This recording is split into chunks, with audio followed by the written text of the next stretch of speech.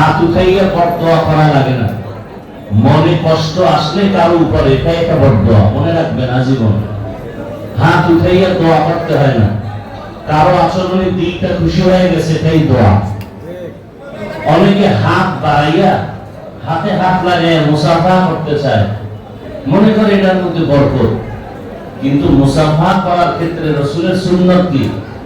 রাসূলের সুন্নাত হলো আপনি যার সাথে হাত বাড়াবেন আগে দেখবেন সে বাড়ায় কিনা।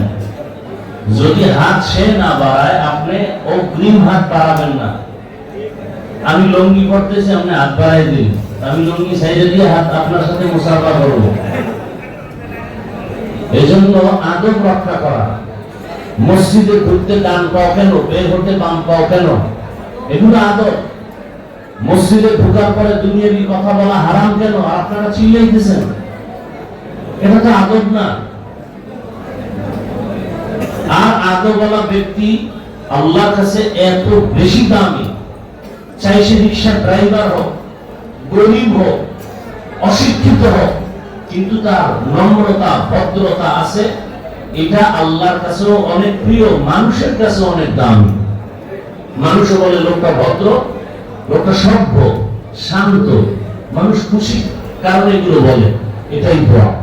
আর বলে লোকটা আসলে শিক্ষিত হলে কি হবে, অভদ্র, এটাই বদ দোয়া। আল্লাহ আদব ওয়ালা জিন্দেগি আমাদেরকে দান করেন।